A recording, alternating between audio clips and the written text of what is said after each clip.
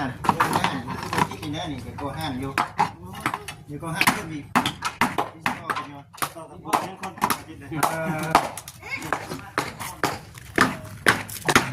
ยังคนช่างแต่นั่นแหละบ่คือกันเนาะสูตรไปสูตรลาวเพิ่นเจาะเอาสิแล้วเนาะเอ้าคิดแล้วบ่ครับนั่นเจาะน่ะง่ายเบิดนี่เนาะเอ้าเฮาบ่ได้ไม่เฮาบ่หลายเด้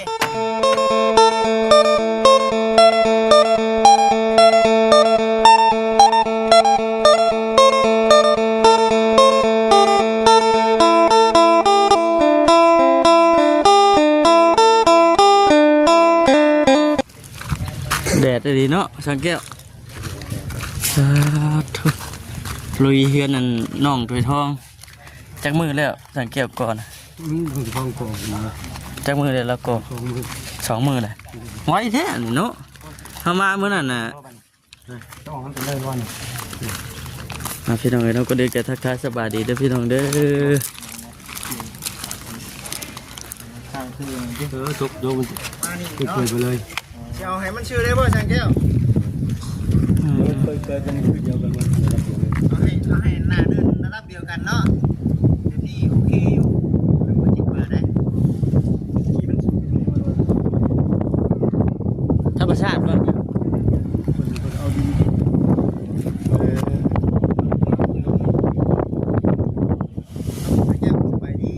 สบายดีซีบัจจุกุทุกคนพอได้บ่ว่าสินะทั้งเที่ยวเขาไว้ในไม่จะบอกเขาว่าจะเลยขอถอดมาดันถิ่นมาแล้วอ๋อนี่ชาวรถมาดันถิ่นป่ะ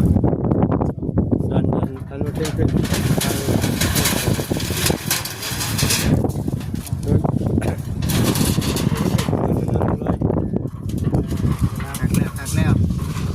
หักแล้วบัดนี้เนาะมันกระชินพ่วงบางคันได้สังเกตเอา3,000มาเลย3,000พุ่งเอาจุกออกเนาะปรับไปจกสลิงหยุดมันโค้งใส่ทางใส่สลิงเลยจุกใส่ชั้นนี้จกเป็นทางดันเลยปรับเอาลงมาดีเนาะมาดีสบายดีอ่ะใส่เป็น3,000ที่มีได้ไหมติดหนี้3,000เนาะให้ไปเนาะไปเสร็จไปเนาะไปดูไปเนาะคนไปก็จะให้มันหนาดิมันเคียงกันมันเดินมันสีพ่วงแน่เนาะมันจะงามอยู่ได้งามอยู่ไปทันเดียวที่มาเบิ่งพ่วงคืบหน้าของข้างบ้านน้องถือทองเนาะกำลังสั่งอยู่ตอนนี้กำลังเขาอย่างนี้กำลังเริ่มเนาะยึดไปกันลายวันเติมลายวันชิมมากถึงมือกินเนาะเจ็บเขียวได้ยินสิมากครับผมจับสิขึ้นจากชิ้นเลยเนาะ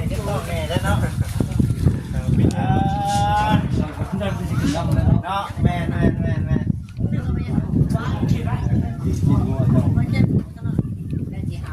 ว่าขับแล้วไปอย่างเนาะบุญมันวันนี้ไหมน้องผมสบาย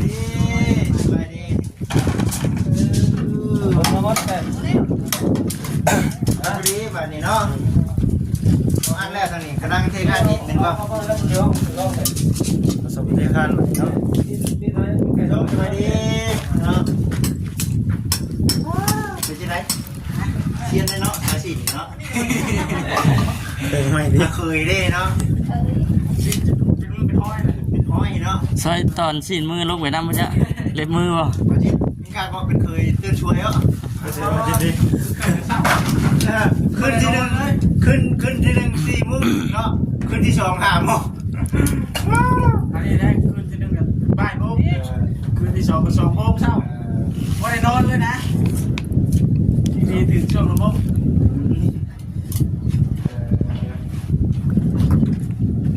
ลังก็เนาะห้องนี้เนี่ยว่าสมัครดีเนาะ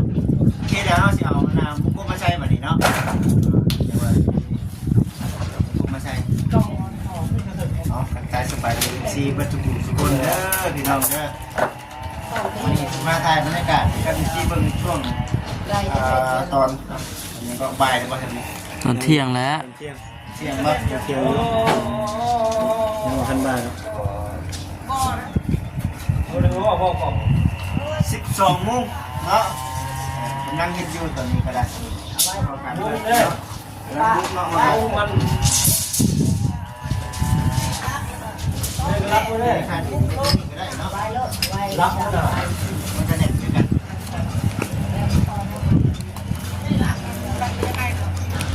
มันได้กี่ของสิ ทำได้ ยังว่าจะ ไปสิว่าไปช่างกัน ลองเบิ่ง เนาะมีไฟด้วย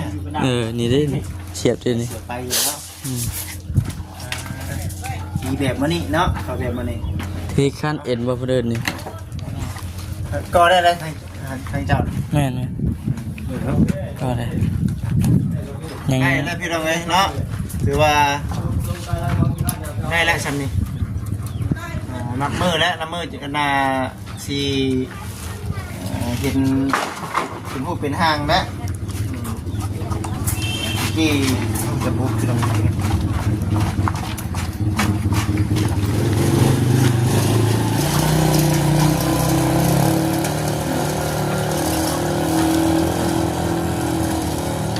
คือได้เสียงเลยเนาะเนาะบ้านน้องสลาเด้อพี่น้องเนาะยังไม่ได้เคลื่อนใบ ยังใช่เรา เนาะคนแรกนั่นก็จะน้ำใดพี่น้องเนาะลงไปน้ำกัน น้องถือทองก่อน น้องถือทองบ้านน้องสลาทางเบิ้งเนาะกันว่ามีมุกต่อกับคนแรกจังว่ากันพี่น้องเลย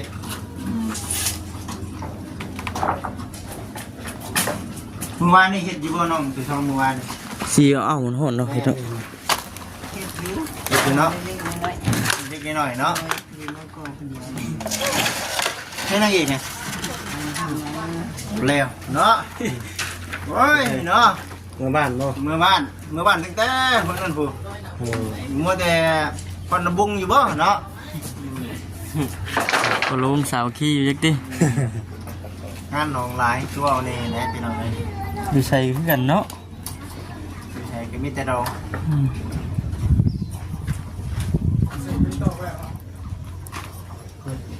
จีเดียวทั้งรุมกับมัดเพื่อนหมดเอ้าจีบนนนี่ มันมีเล็กเด้บ่จิเด้ยมีเล็กกิ้วข้างในเด้ย กิ้วบ่บ่ได้กิ้ว เมื่อไรเจ้าจะมือกิ้วอะไรติ โอ้ผิดสูตรบ่ได้เด้ เอาสิก็ได้เนาะมันกระเด็นดีเนาะ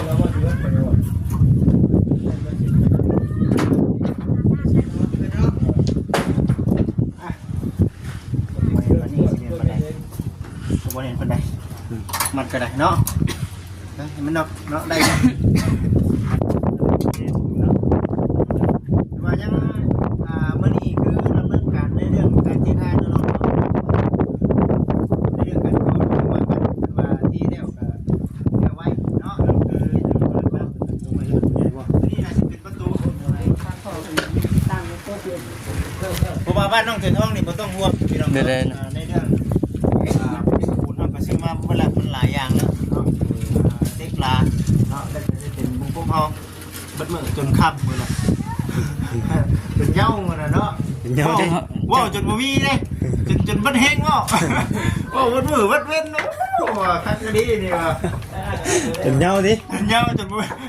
เว้าหลายก็เมื่อยเนาะเนี่ยสังเปลี่ยนแท้นี่ว่าว้าวจนตลอดเนาะติดเจ้าโอ้คักดีนี่ว่า มือกล้องว่าจิคักตามข่อยเรียนมาระบบสาวขี้บ่ดิกะ บ่ได้กันเนาะ มุมมันบ่คืออะไรมุม เนาะ เอาบ่ได้ว่าคำที่ไปนำกันก็ได้นะ แม่ เนาะที่ไปรถได้ แล้วเฮ็ดจังห้องอันนี้น่ะ แล้วนี่ชนนี่น่ะสิเป็นที่นี่น่ะบ่ที่ว่าสิตัดชิ้นเนาะแม่นบ่ อ๋อเพิ่นว่าเราเฮ็ดจังห้องเดี๋ยว 3 ห้อง 3ห้องเอ่อ 3 ห้อง เราเสียตัดเนาะ มาสิเลยนี่ยาวมาสิ สินี่ประตูนี่นี่ก็สิตัดคือกันนี่ เราเสียประตูป่ะหันหน้ามาหากันบ่ ตัดสิอยู่ทางในประตูเนาะประตูสิอยู่ทางในบ้านนอกสิท้องบ้านนอกตลาดประตูทางอยู่ทางนั้น นี่ประตูสีฝั่งนี้เนาะ ประตู อยู่ทางนี้นี่ถือว่าโอเคตักอยู่เด้อสลับพี่น้องเนาะไอ้นี่อยู่ช้าอ๋อวางได้3 ห้องเนาะตัวพักได้ละตัวแตกได้ก็ได้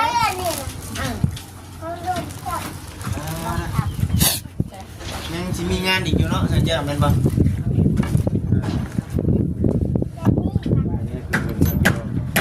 ี่น้องบันไดเนาะงานพี่น้องนี่นะต้องเส้นหนึ่งก็ต้องได้หาเนาะ ต้องได้ไปที่ กินแขวเนาะพี่น้องเลยว่าคือว่าเนี่ยมันจะได้เนาะคือว่าอยู่ในขั้นตอนการได้อยู่หนาเมื่อใช่เปิดแล้วหนาวจิตได้ยินแต่เสียง นี่ดิเสียงเด้ ไม่เห็นมืดได้ เป็นน่านนะเขาหา อยู่ในขั้นตอนของการก่อเด้อพี่น้องเด้อเนาะ14เป็นก็ว่าอยู่ในเรื่องบล็อกแก้วเนาะ ดูมาเป็นแก้วเลย สิอยู่ใน6แก้วคือกันเนาะมันบ่โดย6แก้วคือกันบล็อกแก้วนี่พี่น้องเราเคยมาให้ทางน้อง เล็กปูฮกบ่เล็กปูฮกเอาเขาอยู่ให้เด้อตรงแบบ บ้านน้องใช่ล่ะนี่ ปูใส่ปูใส่ถุง ว้าวแต่บุกเป็ดไว้ต่อบุกมาเลยเป็ดไว้นี่ บ้านน้องใช่ล่ะนี่โจ๊กอีกแล้วพี่น้องเอ้ยเนาะพุ่นแล้วถ้ามีเครื่องพุ่นแล้วจึงเฮ็ดต่อเนาะถ้ามีเครื่องพุ่นแล้วจึงเฮ็ดต่อตัวนั้นก็ได้สำหรับอันมื้อนี้ปัจจุบันนี้ของทางน้องก่อนบ่ใช่สามชาทั้งของทางน้องฉลาดนี้เนาะ เดือนน้องสะท้องนี่ยังอีกหล่นเยอะเวียกนี่เนาะเพื่อเครื่อง เนาะ เครื่องยังหลายอยู่เด้ หลายแน่คือชุ่งอยู่ได้บ่สินะชุ่งสิชุ่งสิแล้วเนาะเพราะว่ายังแต่บกแก้วเด้ยังแต่บกแก้วหนึงดิบ้านน้องเสร็จละน้องเสทองแต่บกแก้วขึ้นมานี่คือบ่หยุดแล้วเนาะ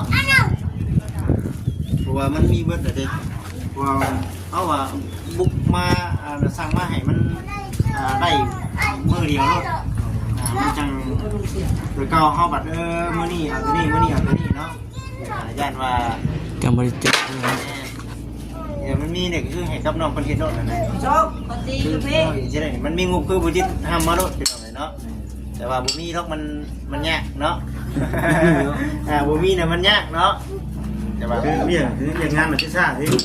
งานพิซซ่า นี่เวียกงานคือไว้เนาะ FC เพิ่นจุดเสียหายนำเด้อเนาะโอ้ยว่าคือโทรบ่ได้น้ำหมู่แล้วว่า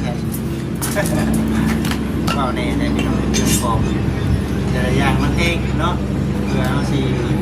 กับยิง ทำได้ธรรมดาได้ปะไปต่อกันอยู่นี่แหละได้อยี่บ่เวลาไม่ได้ยังอยู่เนาะบ้านที่ใส่คือกันมีแต่บ้านน้องจ้อยนี่คือสี่โอเคแล้วเบิ่งนี่เนาะในข้างในได้น้องจ้อยเนาะ ก่อนหมู่เลยบ้านน้องจ้อยเนาะเราทาตะขึ้นเราไม่ทาตะขึ้น รอแต่มือขึ้นนะติ มาบ้านน้องใหม่มาสวยได้เมียนพระเขาพี่น้องเอ้ยได้เมียนพระเขา มันดูเพียงเช้าก็ถึงแล้ว ขยับมาที่ขยัน ว่าสวยดีกว่าผมมากมาสร้างผมมา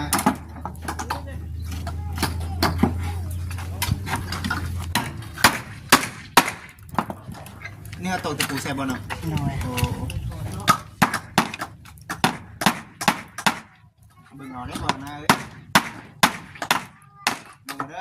อไผสิเข้าเฮือนน่ะเรื่องนั้นคือบ่กินนี่เด้อนี่ก็ห้างอยู่อยู่ก็ห้างขึ้นอีกที่สิเข้าไปเนาะบ่ยังคนกินเลยยังคน ช่างแต่นั่นแหละบ่คือกันเนาะสูตรไปสูตรลาวเพิ่นเจาะไว้สิแล้วเนาะ เอ้าคิดแล้วบ่ครับ นั่นจอนะง่ายเปิดนี่เนาะ เอ้าเขาบ่ได้ไม่เขาบ่หลายเด้ไม่เขาบ่หลายเขาไม่คือเขาเห็นแบบต้องได้ค่ำแน่ ข้ามที่แล้ววิธีก็ง่ายอยู่ เห็นได้อยู่เขาต้องเทกบ่เนาะ ตัวเจาะนี่ ต้องเอาซ้ำกันเบิดบ่ แทกชี้ไปแล้วนะ บ่ เอ้ยก็เพียงแต่ว่าให้ไม้นี่มันอยู่นี่เนาะ บาดเท่าที่พุ่นเนาะ แม่มาเฮาเทผมมีแต่เฮาพากันแทกเอาแมทแทกกัน แต่ว่าตัวนี้ของน้องดิเล็กนี่มันต้องซ้ำกันเบิดได้บ่ มันจะชูงกันกับมันเฮาเทแล้วแล้วเขาก็ตัดออกทีหลังก็ได้ ต้องเอาให้มันรวมเนาะ ด้วย เออ ทำเทกับเทผม เดี๋ยวเอาเนาะบ่ทำสูตรได้นี่สร้างแก้วน้องเพิ่นตัดปูขอดงับลงเนาะดึงจ้องเข้ากันให้เวลาเฮา การเอาเล็กตะปูมา เฮาก็ตัดออกบ่ฮะ ป้าเลยจ้ะ อันนี้ไงอ๋อคือออกคือตอนนี้ก่อน โอ้เมื่อไหร่เฮาตัดใส่ซีเล็กหมดก่อกันยังได้ บ่ได้ถิ่นได้ บางทีใช้เป็นประโยชน์ดีเยอะเนาะ แล้วก็ก่อเฮาก็ตัดแล้วก็ใส่ซีเห็ดเล็กหนวด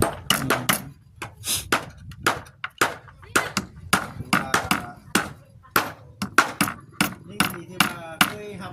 เนาะเคยหับหน้าที่เป็นสะพานบุญให้กับเป็นหลายครับเอาเรื่องการเฮาแบบพอได้แม่ต้องนั่นแน่นี่นั่นแต่ว่ามันจะเป็นดีกับพอมึงจะทำอยู่กระชุ่ม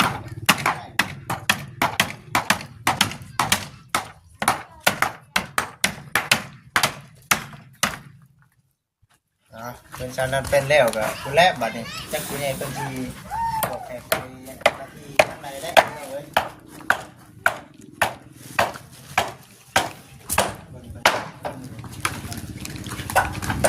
ไปพี่น้องเลยน้องปัตตานีมิเตอร์ที่จบคลิปกันเด้อพี่น้องเด้อน้องพาพี่น้องเนาะไปก่อนเด็กก็ขอบคุณเด้อพี่น้องเนาะโอเคพี่น้องสบายดี